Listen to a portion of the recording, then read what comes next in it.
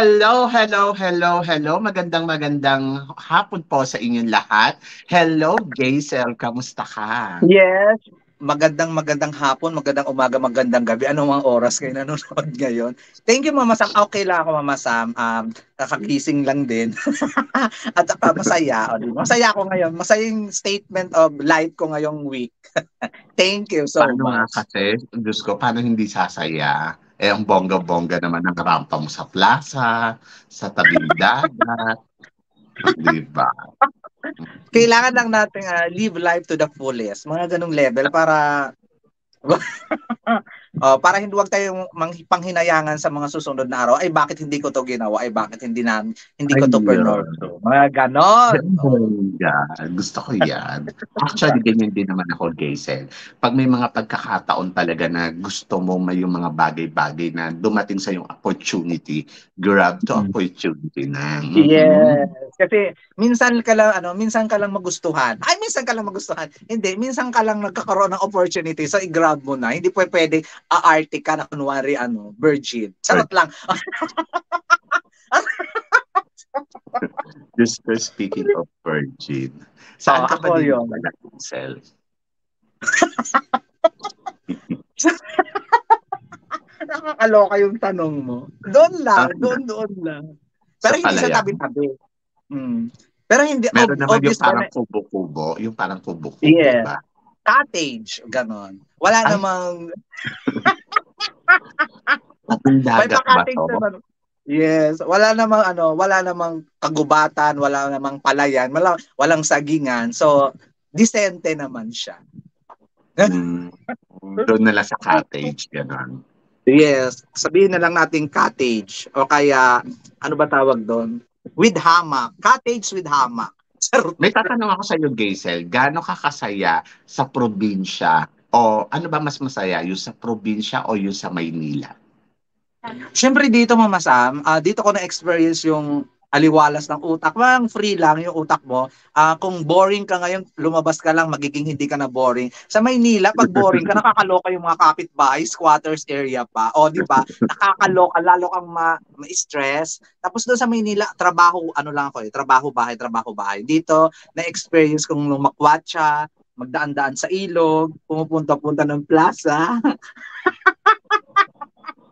Aray ko. Tapos punta-punta ng Kumbaga basketball. malawak yung natatakbuhan mo. Yes, malawak yung napupuntahan. At saka na-explore ko yung ano ko, 'di ba single naman ako ngayon. Nagagamit ko 'yon. Kung baga ngayon lang ako nag-enjoy sa being single. Hindi kagaya din sa Maynila na work, work, work, work. Kung hindi ka magtrabaho, wala kang kakainin next week. Mga ganon. Saka natawa ako doon yung sa squatter. Eh, ba't naman kasi sa squatter ka titira? Totoo naman, sa squatter nga ako nakatira before sa Muñoz.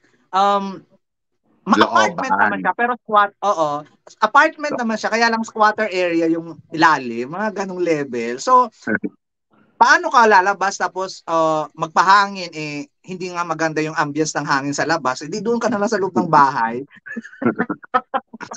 Pero mas madami yung booking. Yes.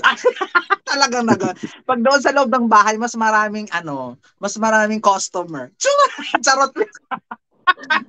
Dito, Yun, maraming uh, pumupunta sa loob ng bahay ninyo. hindi naman, sa labas lang. Hindi ko pinapapasok ng pinto. Bawal. Kumatok, gano'n. Yes. Kumakatok lang, tapos dyan tayo sa labas mag-usap, ganon. Hindi Ay, pwede sa loob ng bahay. eh Ganon. diyan, konti lang yung customer. Dito, konti lang, pero at least na-enjoy ko yung moment na provincial life. Na-enjoy ko yung tumatanaw sa ilog, dagat, sa plaza na maganda, hindi kagaya ng Maynila na yung plaza nila abot tanaw lang. Dito ang haba-haba ng plaza, ang daming ginagawa, ang daming activities na pwedeng gawin dito. Kaya masaya. Masaya talaga yung probinsya. Kasama mo pa yung pamilya mo, hindi masaya. O double ano na. Lalaking taga Maynila o lalaking taga probinsya? Ano ang mas masarap? Talaga naman yun yung tanong. Bakit? Why not? Siyempre na-experience mo yun, lalaking taga Maynila o lalaking taga probinsya? Magkaiba.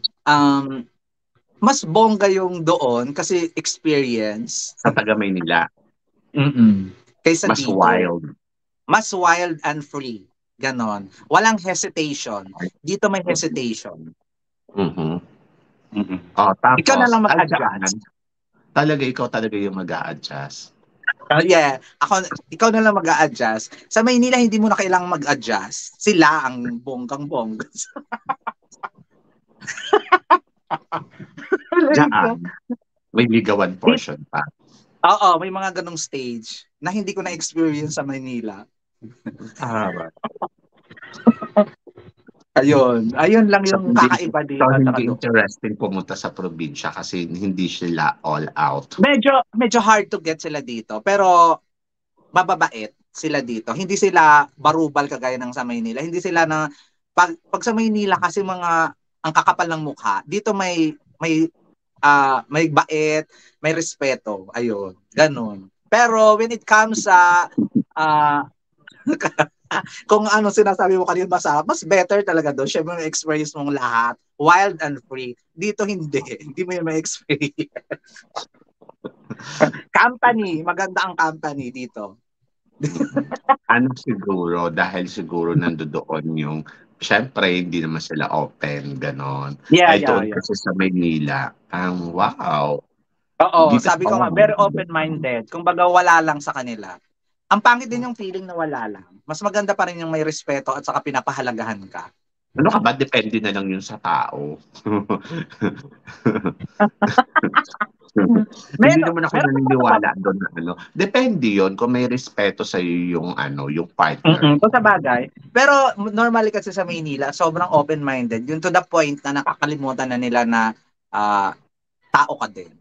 Gano. Oo, doon. May pinagdadaanan to. At least dito, wala namang nagaganap. At least nire-respeto ka. Nakagain ka ng respect sa ibang tao. Kahit wala kang ginagawa, kahit hindi mo binonggahan. Mga ganon. O diba? Kabaitan mo lang, push na. Ganon. Mas appreciate. Ang hirap nun kasi wala kang booking. Hindi, mas appreciative kasi dito. Na-appreciate nila yung kindness and genuinity mo. Pero doon kasi, sige lang, push lang, mga ganun. Parang, kalimutan na natin tong nangyari kahapon. Mga ganun sila doon sa Maynila. Move on na tayo. Another na naman bukas. Mga ganung level. Mabilis yung pacing sa Maynila. Dito mabagal. Kumbaga, magbibigay ka talaga na ano tawag doon? Magbibigay ka ng invest ka ng feelings. Kasi nga, deserve naman. So, nag-invest ka ng feelings ngayon? So far, so good.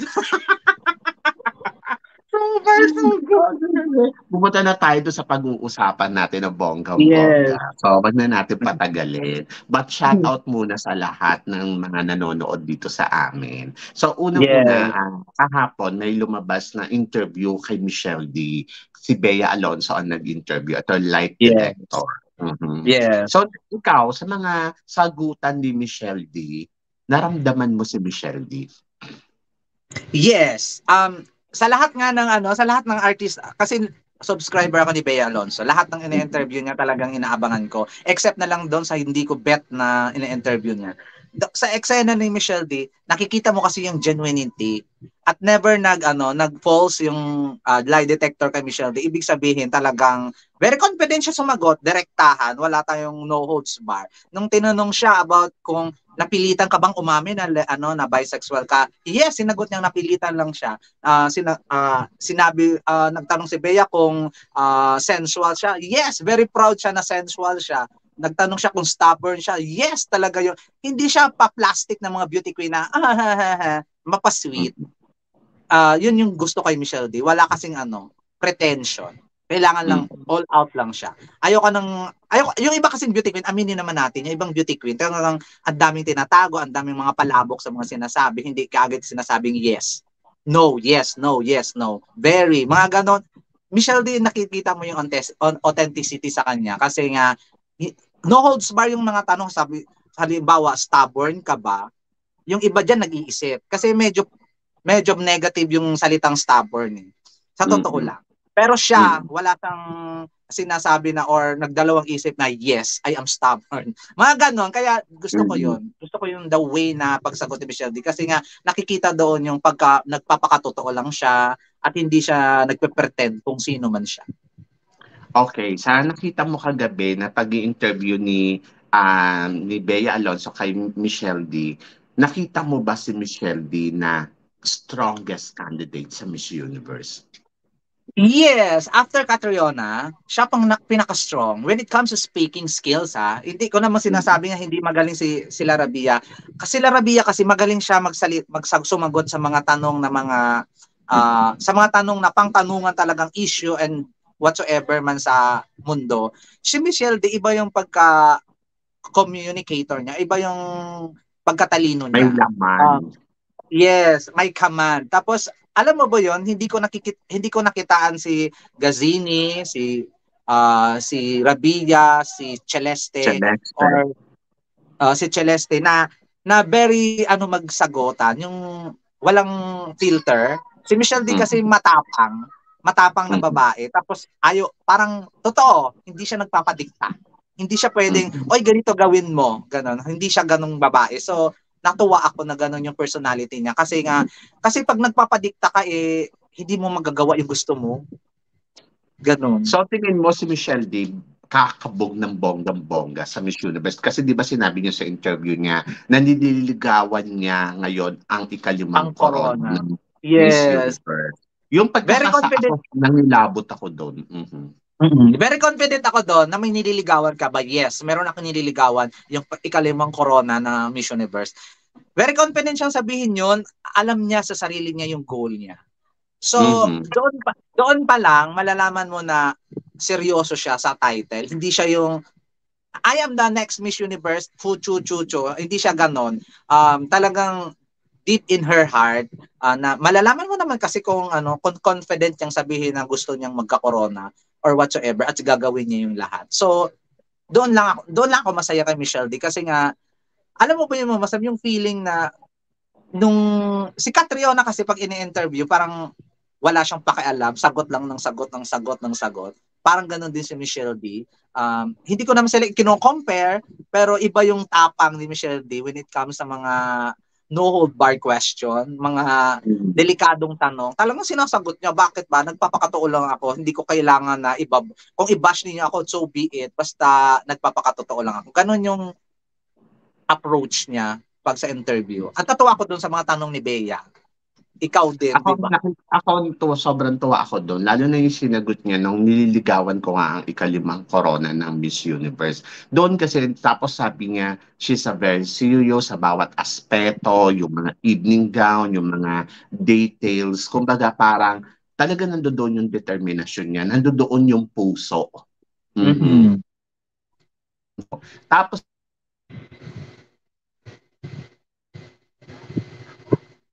yung ginaya niya yung mami niya. Anniversary na Mother's Day. Kaya niya lang ginawa. Pero tingin mo, may pasabog si Michelle D sa Miss Universe? I think so, Mama Sam. Pero naglabas sila ng statement na this time, wala na silang itatago sa tao. May ganong statement sila eh. This time malalaman na yung designer, ngayon gagawin na nila. Hindi yung lagi na lang tayong nagagahol sa national costume, lagi na lang tayong nagagahol sa gown, hindi pa yari yung gown, nandoon na yung kandidata, mga ganong level. Sinabi nila yun na magiging open sila sa tao kung ano man yung proseso at pagdadaanan ni Michelle D dito sa kanyang journey sa Miss Universe. So, syempre, of course naman, may pasabog. Hindi pwedeng na ganyan na lang din siya. Hindi pwedeng walang improvement. Kasi pag walang improvement, hindi mananalo. Ganun lang. So, kailangan may pasabog. Nung nakaraan, naglabas sila ng pasarela ni Michelle D.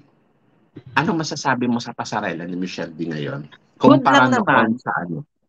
Ay, kumpara noon, may improvement. Pero hindi ako satisfied pa so far.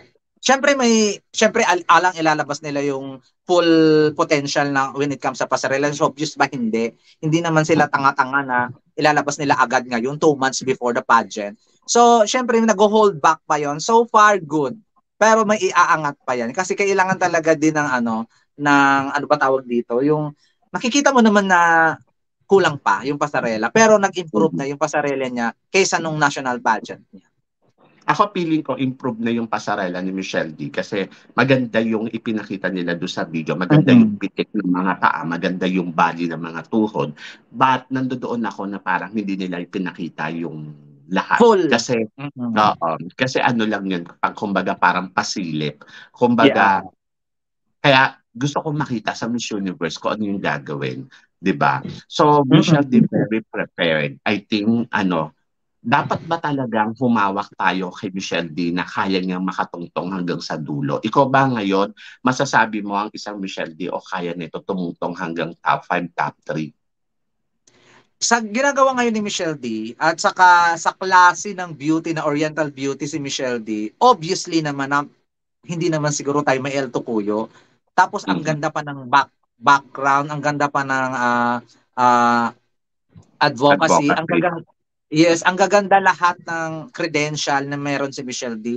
Kung baga, walang silip na ay dito matatalo si Michelle D, ay dito maliligwak si Michelle. Parang napupunan niya lahat ng bawat aspeto sa pagiging Miss Universe. Kaya so far hindi perfect pero at least may ginagawa siya para i-improve kasi yung question talaga natin at saka yung doubt natin ay yung kanyang pasarela. Wala tayong naman question sa beauty niya kasi wala naman tayong magagawa niyan. At obviously naman na si Michelle Day yung isa sa mga authentic na mukha kasi siya lang mukhang hindi nagparitoke sa lahat. Kasi nakikita Totoo. naman natin yung mga Latinas, nakikita din natin yung mga Asian counterpart niya ay medyo nadaanan ng retoke at siya very authentic na ganun din talaga, wala talaga sa kanyang binago. So, confident talaga ako doon na kaya niyang umabot, hopefully sa dulo at sana at siya na ang hinahanap ng Miss Universe organization. Alam mo, ikaw yung pinakagusto kong ka-interview. Bakit? Kausap. I feel you so authentic. Bakit? I don't know, iba yung level ng Geisel Ortega kasi kapag tinatanong ko, yung parang alam alam mo kung paano mo sasagutin yung tanong ko. Alam mo kung ano yung hinahanap ko. Mhm. You are Miss Siyempre naman Universe. mamasam, Diyos ko, Uh-huh. sa tagal-tagal na nagsasalita, Hindi, hindi ko totoo lang, nasa-satisfied kasi ako doon sa lahat ng yung 'pag ikaw yung kausap ko, yung alam ko na alam mo kung ano yung gusto ko at ayun yung okay. ibinibigay mo. Oo. Ah, yung energy, yung Oo, yung taklet. energy level, yung pagiging the way kung paano ka bumato ng sagot. So, parang ako, the more na nagiging gano'n ka, the more kasi na mas nanggigigil ako, gano'n. The more mas Wow, thank you lumalabas yung naman. personality ko. Mhm. So, I Nakakaloka. love you, oo. Talagang sabi Ang ko nga, sa lahat ng malayo angel ng ko, narat siyempre I'm thankful sa mga angel ko. Jessar isa din sa mga talagang I'm thankful naman. si Ah, Aries, ganon. Si pero kasi ano. ikaw kasi yung yung basta parang may connection. Mhm. Okay. Kasi wala naman ako tinatago sa'yo. Saka hindi kasi gano'n din yung personality ko. Oo, gusto ko kasi Oo. maingay. Gusto ko madaldal. Oo. Yes. At syempre, ganon. Hindi ano lang siguro, Mama Sam, pag wala kang fini-filtered sa sarili mo, so hindi ka nag-hold back sa sabihin mo, magiging dire-diretso na, hindi ka na nag-pause, pause, pause, Totoo pause, naman. whatsoever. Tapos hindi kasi ako yung nag-iisip na, ay baka mabash ako nito, wala akong ganon. Wala akong ganong level. In Bala kayo fairness, buhay niyo ito kung kayong talaga yung maniwala. pinakagusto ko talagang yung parang iba kasi yung delivery, yung iba yung basta kung ano yung kasi ganyan din ako eh. Kung ano yung tumatakbo sa utak ko, yun yung sinasabi ko. Ay, hindi ako nagbe-base doon sa ano ba yung nabasa ko, ano ba yung narinig ko, ano yung opinion.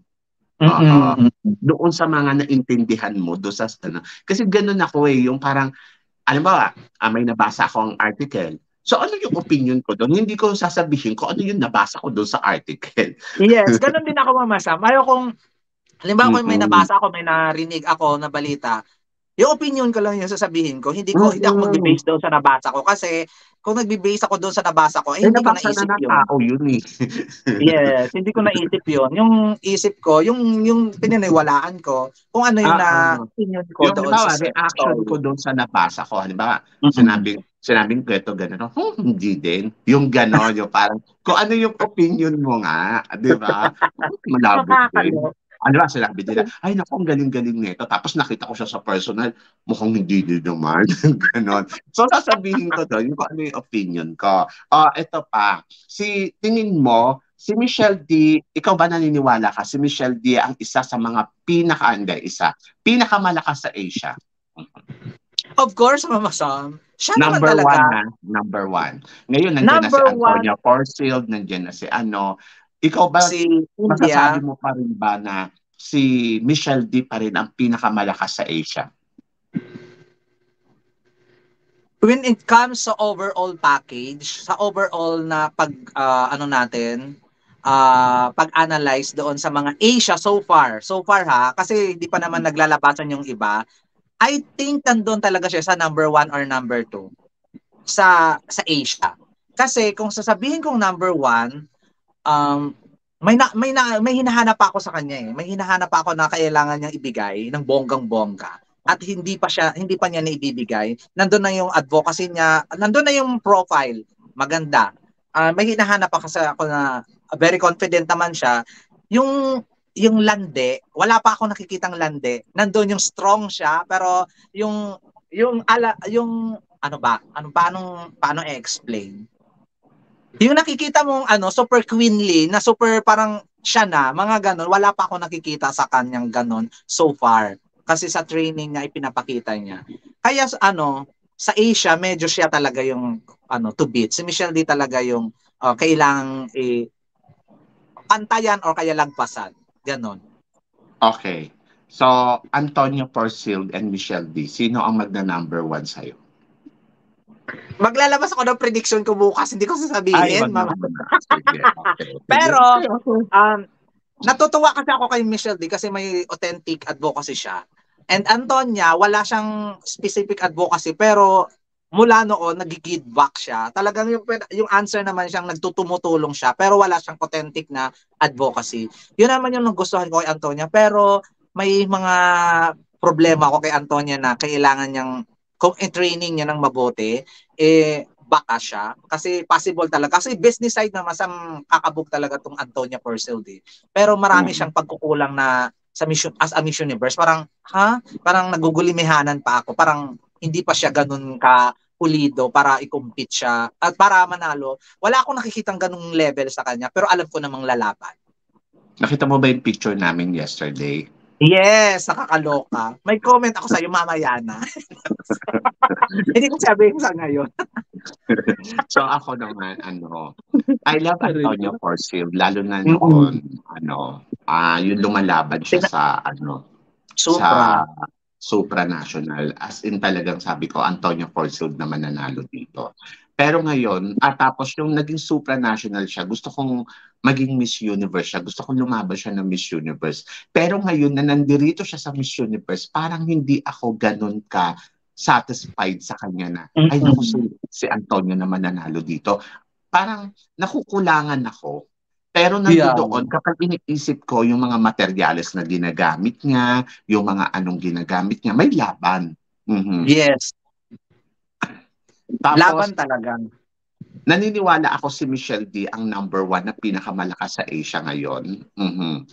As in Michelle D talaga. Kasi yung authenticity, yung beauty, as in yung credential. Credential. Siya talaga yung masasabi mong the best sa Asia. So far. Ang tinik sa kanya ngayon si Antonio Porfield. Yeah, tapos medyo tinik din si India kasi nga medyo yung profile ni India is very good. Ang problema nga lang, ibibigay kaya uli sa India? Mga ganong level. Pero ako confident ako, Gaisel, dyan na hindi makukuha ng India to. Yeah, I know naman, Mama Sam, na hindi. Kasi hindi ko iniisip na tinik si Inche. Kasi si India kasi papasok yun sa semifinals. Pwede. Baka nga magulat tayo, baka wala siya sa semifinals eh. Sa sobrang Mga dami ng pwede. magaling yun. Mm. But India between Philippines, I think maglalaro ang Miss Universe sa Philippines. Of course, dahil sa lahat ng aspeto, mukhang priority yung Pilipinas. Sa ngayon, oo, yun. Sa Tapos, ngayon. punta naman tayo dun sa chika natin na ano, syempre may mga naglabasan na bukod dito kay Antonio Porcel na malakas, Puerto Rico. Puerto Rico, galing pareho sila ni, ano ba tawag doon? Pareha sila ni Antonia Purcell na galing sa Supranational. Nakita naman natin yung Mm. kanyang performance sa Miss Universe Puerto Rico na talagang kumabog din naman talaga siya. I don't know her. Pero nung communication skills naman niya sa Supranational, bongga, pasabog naman yun. Pero nung doon sa Miss Puerto Rico, hindi ko kasi masyadong naintindihan yung mga eksena.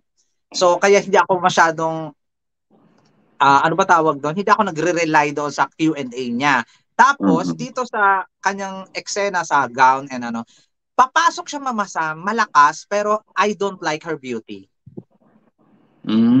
Talaga. So parang feeling Mm. mo, hindi naman to tinik. Tinik siya, pero hindi siya mananalo. Kumbaga, ano lang, nandun siya sa contention at maglalaro talaga siya doon sa semifinals. Parang si Puerto Rico din last year, na ganun lang, pero hindi queenable, hindi crown worthy. Mhm. How Kaya ganun. about, pumasok na rin si Miss Mexico. Wow, si Miss Mexico, si Miss Melissa Flores. Hindi ko to nakwento Mhm. sa iyo, Mama Sam. Na-meet ko na siya noong 2018. Kasama sila Celeste, sila, yung Miss Colombia nung Sa kalaban ni Vietnam. Venezuela. Mhm. Si Venezuela, nakita ko na yan sila. Ang ganda-ganda niya dati, kumpara ngayon. Ang ganda-ganda na talaga dati. As in, kahit i-search mo pa, Mama Sam, sobrang diyosa niya dati.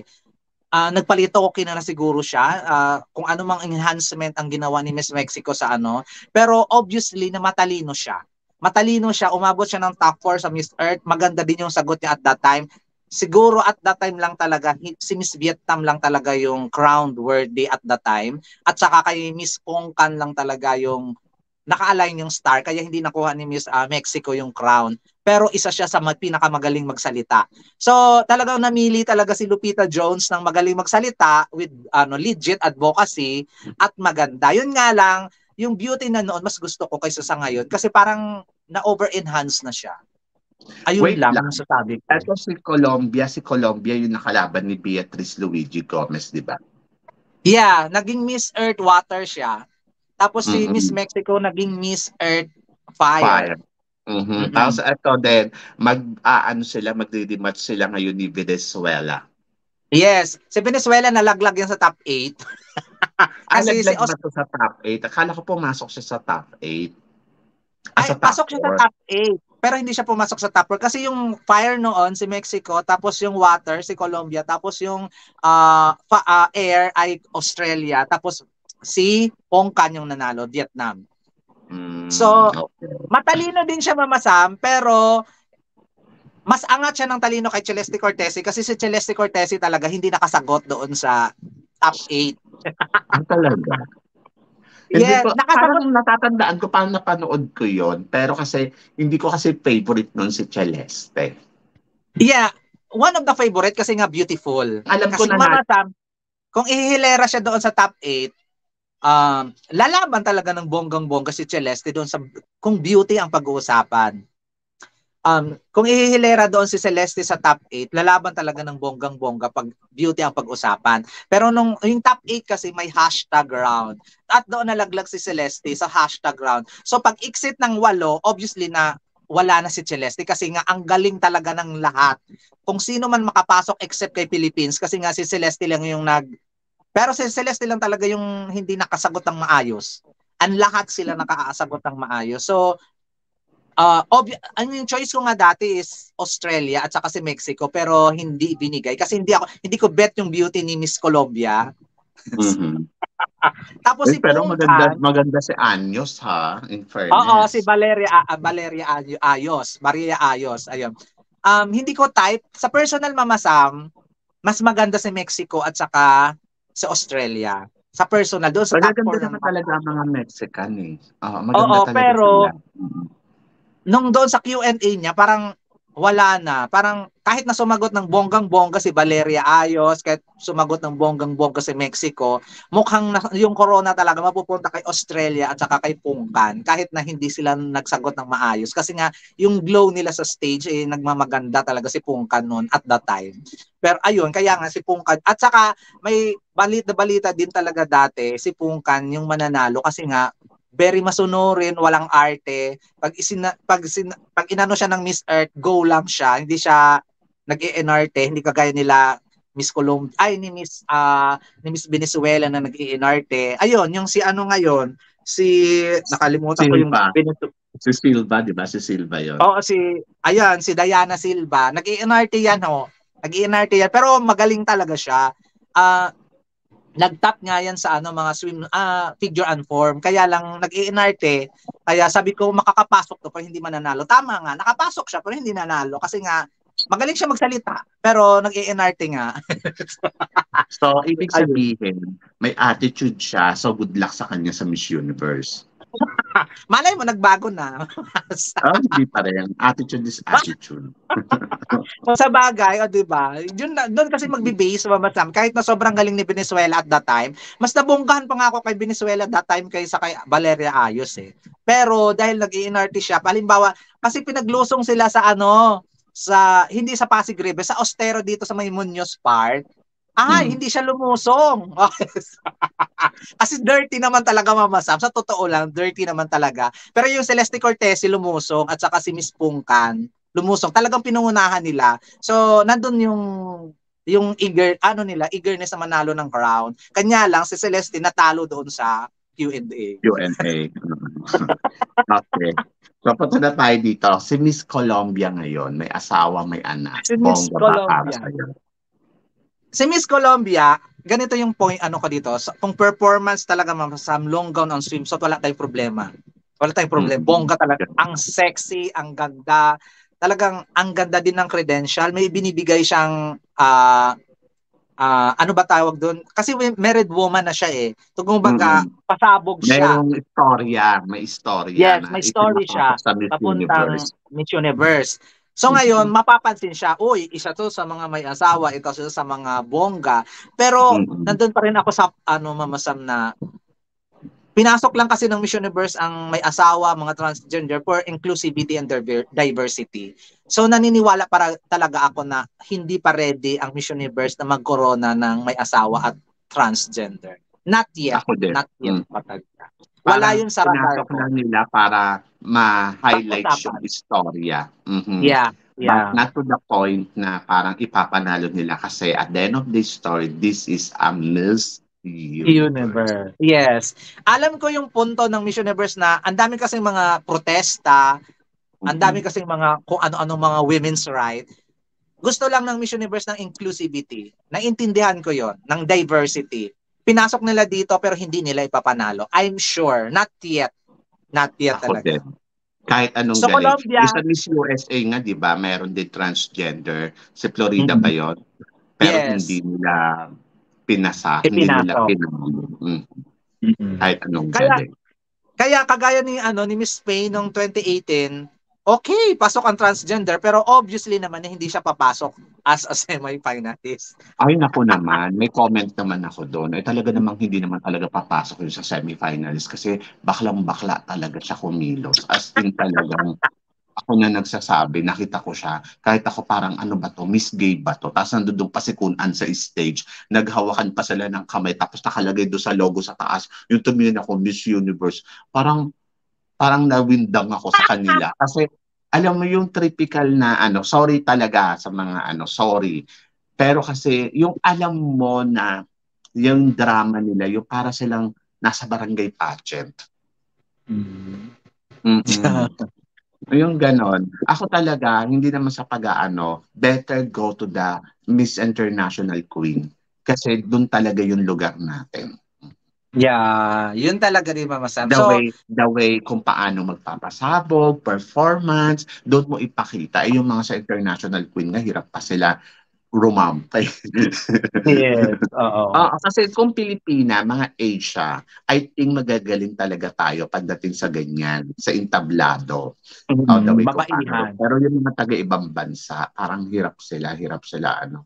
And then, si Nicaragua, di ba ngayon, Nicaragua isang trans woman. Mhm. Ay, hindi Nicaragua, Mama Sam. Si Shanice yung Nicaragua mo. Si ano, Ay, si Curacao.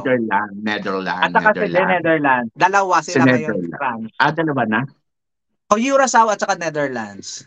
Ay, hindi ko nabalitaan yung Curaçao. Yes. Transgender ang Curacao, Mama Sam. Curaçao transgender siya? Yes. At Ay, saka hindi ko pa alam. Netherlands. Oh, Mhm. Si yes. Kayo Netherlands, pasabog. huli ko na, si Netherlands. Pero ano ba yan? Parang Miss Gay na yung laban. Ayaw ko na mag-comment sa kanila kasi ayaw ko maka-hurt ng damdamin ng iba, ng mga trans, ano, kapatid dati sa Hindi naman trans. siya nakaka-hurt. Naintindihan naman. Ako para sa akin, hindi naman. Pero kasi naloka lang ako doon naloka kasi ako doon naluloka lang ako, bakit kailangan? Mhm. Yeah. Yun Doon lang. din. Mhm. Kasi iba pa din, sa totoo lang, iba pa din. Kahit nasususmita siya, nagsalita na, parang kahit siya, hindi niya rin naintindihan. Ah, pero doon naman ako sa point na ang dami kasing mga protesta. Every time na mag-pageant sila sa ibang lugar, may mga rally-rally against the women's right sa Miss Universe kasi nga dahil hindi yan, ewan ko sa Miss Universe kasi dahil lang talaga sa inclusivity and diversity kaya pinapasok nila yan. Pero Ako din naman. hindi talaga ako sure ako sa sarili ko na hindi nila ipapanalo yung mga ganyan. Di wag na lang nila pasalihin kung hindi din naman nila ipapanalo. Ayaw lang nila ng issue. Di ba? Punta tayo dito kay Dominican Republic. Oh my gosh! Actually, Mama Sam, hindi siya ang best performers doon sa Miss Universe Dominican Republic, ha. Sa totoo lang, mas may magaling sa kanya. Pero ang ganda-ganda ng lola mo.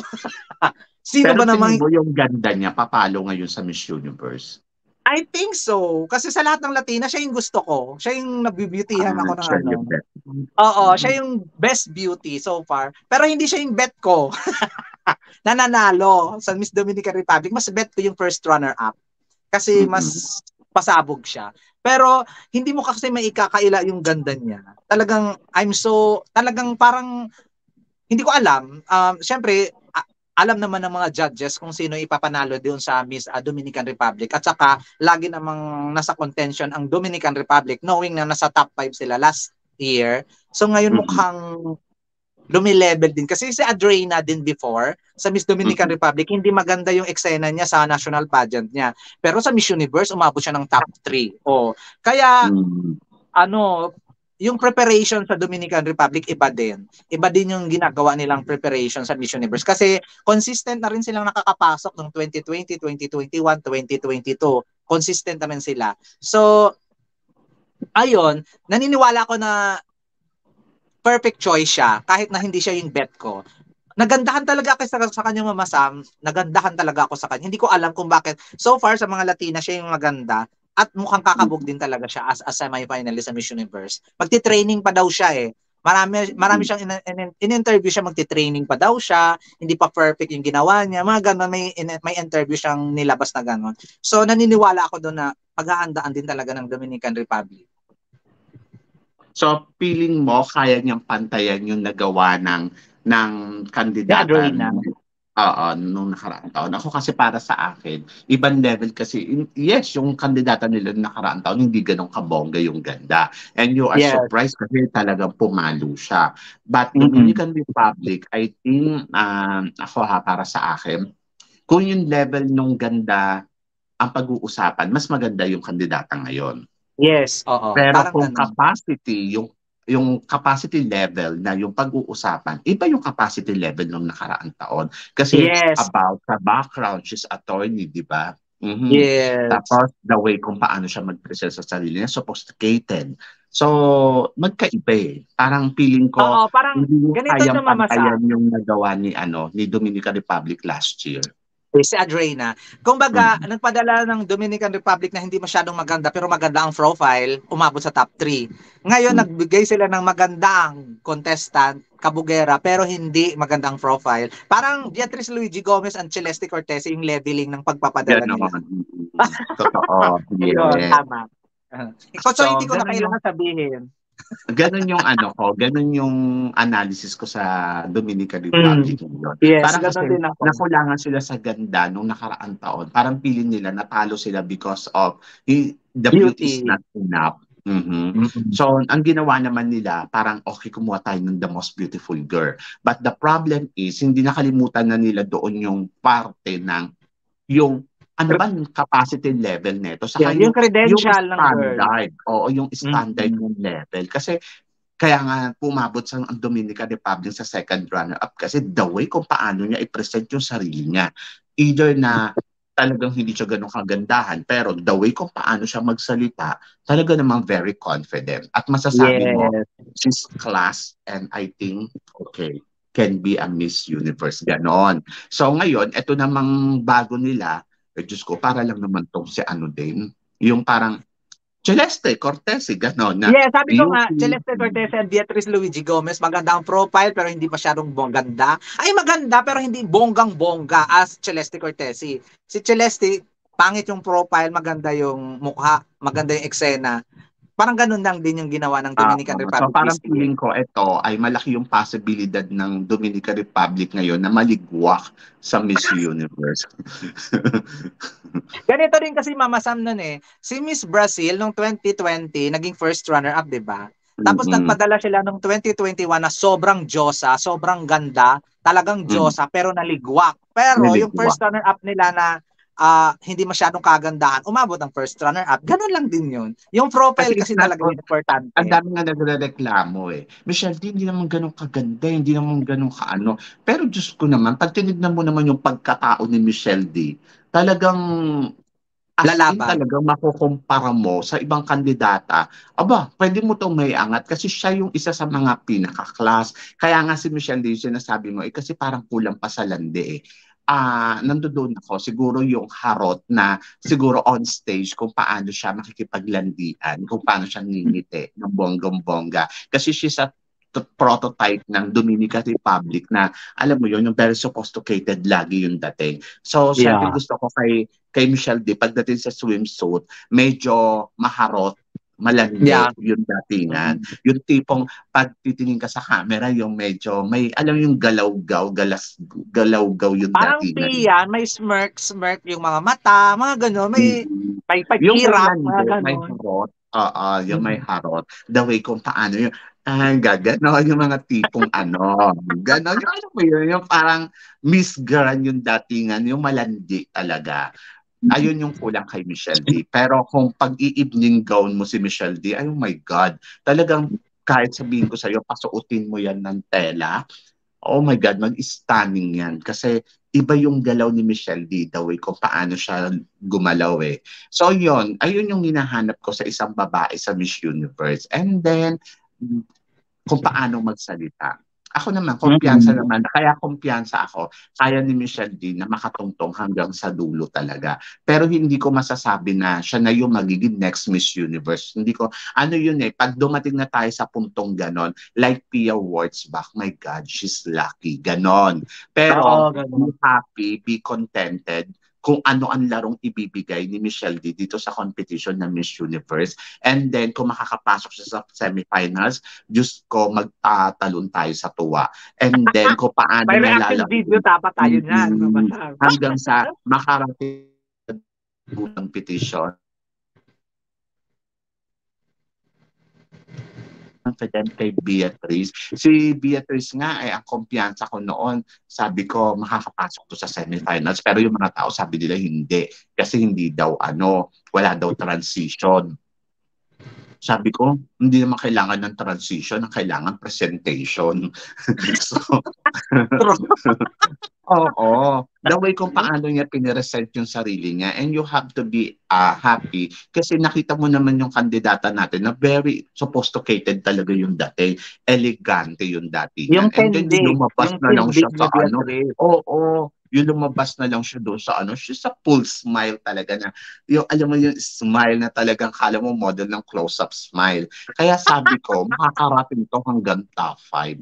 Tapos nakita ko nga, ay nakarating nga. Pero kasi, ang problema kay Beatrice, yung pagiging makuda talaga niya, hindi naman siya makuda. Doon siya kinabog ni India. Pero kung kasing kuda to ni Catriona Gray or ni India, ay nako, sabi Yes. ko sa'yo, kakabugin yan si Harnas. Matalino naman si Beatrice, kaya lang ang tagal niyang i-compose yung sarili niya when it comes talaga sa speaking skills. Pero matalino siya.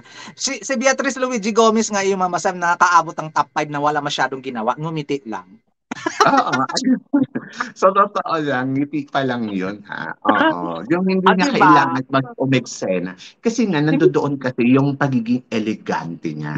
Nakikita Yeah. talaga. Yung alam mo yun, yung parang death to the crown kasi sobrang elegante. Yung hindi naman saka nakita talaga yung pagka-Pilipina niya doon.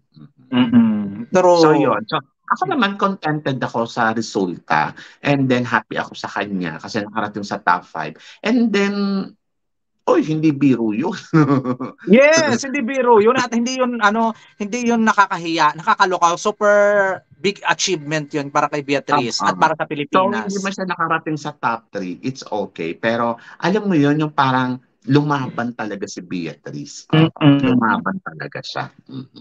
Ng buong. Diba? Kaya sa lahat ng naka-place natin, sa lahat ng naka-place na Pilipinas sa Miss Universe, hindi sa winner ha, sa naka-place, si Beatrice Luigi Langgo, ito yung talaga naisip ko, siya lang ang babaeng wala siyang ginawa kundi ngumiti lang, umabot na siya sa top 5. Yung iba kasi bongga yung mga pasarela, bongga yung mga Effort na eksena. effort. Effort na Oo, effort effort na para effort. marating yung top 5. Top 5. Pero si Beatrice Luigi Gomez, ninitian niya lang kayo, umabot na siya doon.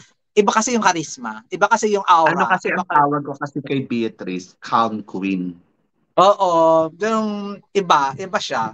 Masyado siyang kalmado. Oo, kahit hanggang ngayon Mama Sam, 'di ba, very ano pa rin siya.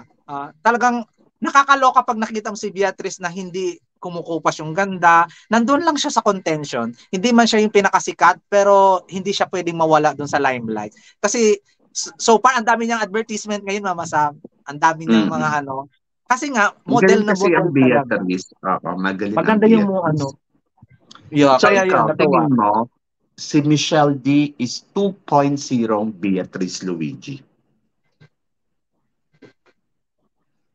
Kung when it comes sa profile and beauty, parang 2.0.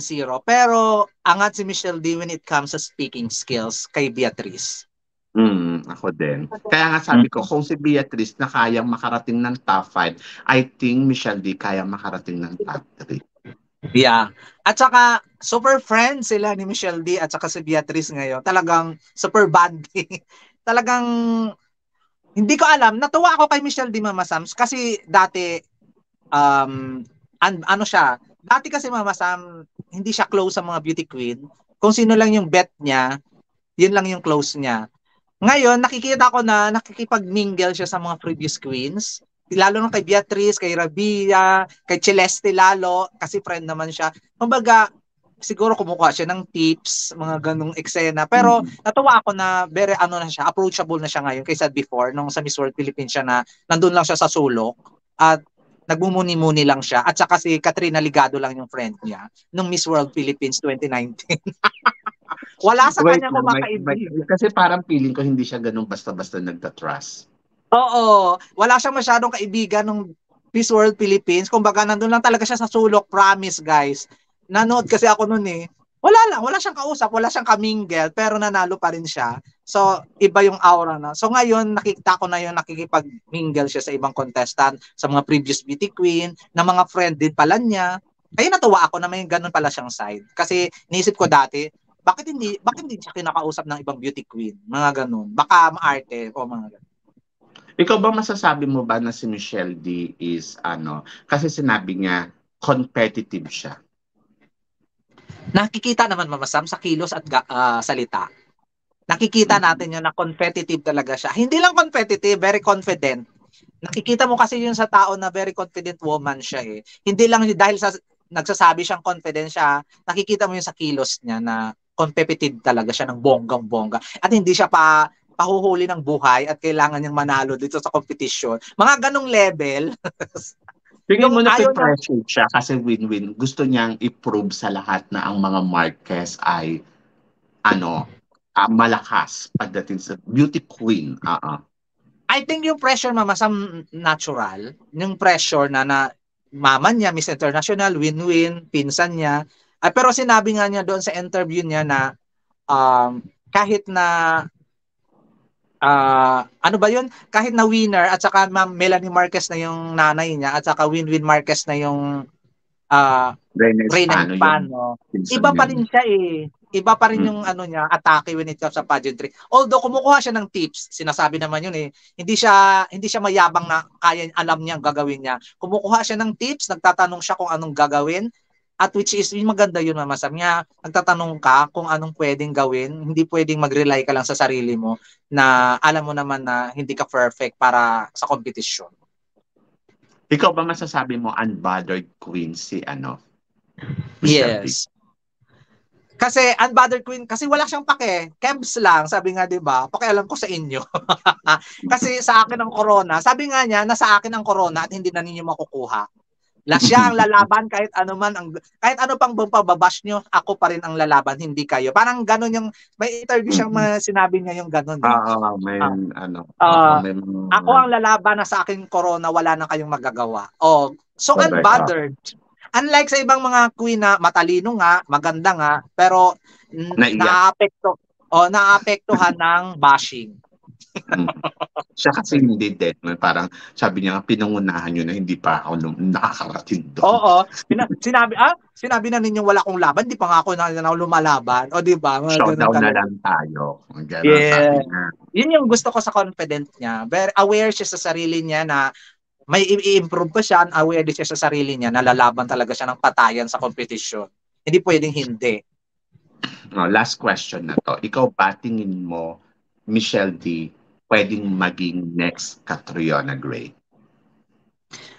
Next Catriona Gray, no. I think next Miss Universe, yes. Pero next Catriona Gray, no. Si Catriona naman kasi yung yung last Miss Universe.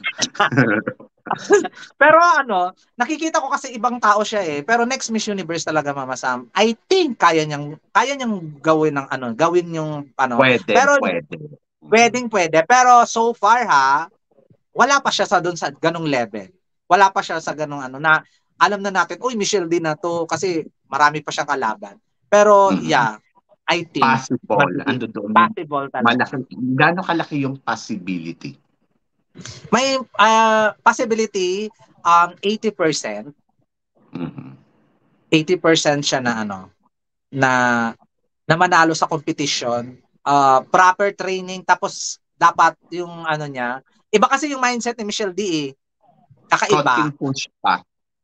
Konting push pa ng bonggang-bongga. At saka alam ko namang lalaban eh. Kasi kakaiba siya, Mama Sam. Hindi siya nakahihelera doon sa may sinabi siya sa interview niya, nasa November 19, nasa side niya ang universe.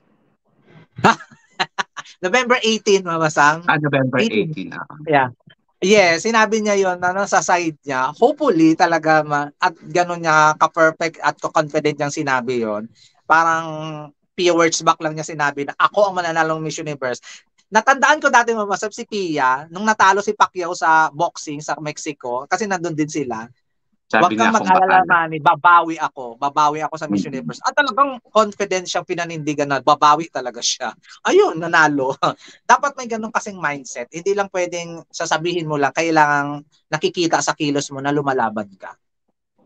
At nakikita mo naman sa kilos ni Michelle din na lumalaban siya. Yeah, nakikita ko. At saka, parang ang so far, sa pinadala ng Miss Universe Philippines yung era na to na Jonas Gapot siyang si Supsup, parang siyang pinaka-strong. I think so. Ako din. Ako kasi ako kasi sa Miss Universe, kung napapansin nila, lagi ako nagbablog about Miss Universe. Kasi the competition is begin. Mula nang manalo sila sa national pageant. So doon na yung start ng preparasyon. So doon mo na kumbaga parang doon mo na nakikita na sino ba yung mga kandidata? Kasi ang hinahalungkat ko dito, ano bang ginagawa ng mga ibang kandidata? Paano ba sila nagsisimula? So doon na sa akin pa lang, doon na nagsisimula ang competition. Once Yeah. na manalo sila ng national pageant, the competition is begin kasi may dineclare na ang bansa na to na candidates para sa Miss Universe. And then, dapat you have to aware kung paano siya nagpe-prepare. And then, kasi ang competition sa akin ng Miss Universe, ayun na yung tinatawag ko na match na talaga nila. Kumbaga parang pinagsama-sama na sila. So kaya kung mapapansin ninyo, lagi ako nagbablog ng about candidates sa Miss Universe, about lagi ko silang pinagkukumpara. Kasi nandoon, malalaman mo kagad kung sino yung maingay, kung sino yung talagang nakakatakot na kandidata. And so far, Michelle D, yung journey niya, grabe. Abangan ninyo yung aking prediction bukas. First prediction ko yun bukas, Lunes. Sige lang. Abangan na lang ninyo kung sino sila. Sige, naimbitahan mo na sila, Gaisel, at ikaw ay sasamba ka. Yes, thank you so much, Mama Sam. Maraming salamat sa invitation. At saka syempre, manood kayo ng aking mga live every night. Mamaya, I think makakasama ko si Ace kung hindi siya may sakit. Wala siyang sakit later. Oo, nakakaloka si Ace, lagi na lang nilalagnat.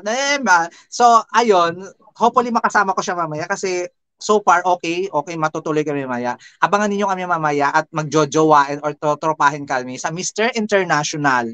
Naloka din ako dyan sa Mr. International. Baka makarating ako dyan. Ay, naku, Mama Sam, ikwento mo sa akin anong nangyayari. Charot lang, gustong-gusto ko si Mr. Thailand. I love it. Charot lang. Sayang si Austin, no? Hindi makakalaban. Oo, sa October siya eh. Sa October siya lalaban na ibang Mr. International ulit.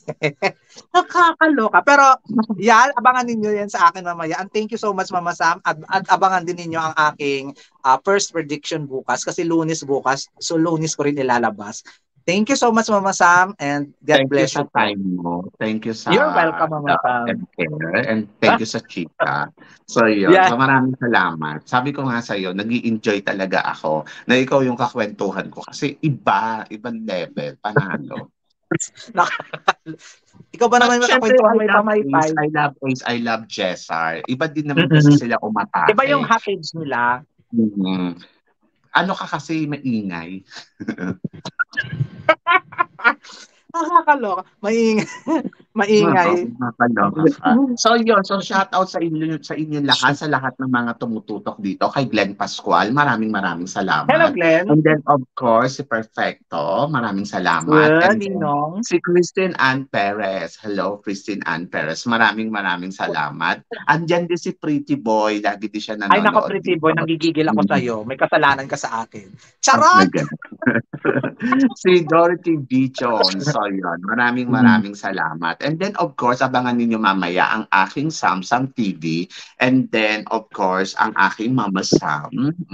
Yes. At saka syempre, at ang aking mga chika sa iba pang mga vlog ko dito sa Sam Brusa. So yun. So guys, maraming salamat po. Hanggang dito na lang. Hanggang sa muli natin chikahan. Paalam. Thank you. Thank you so much, guys.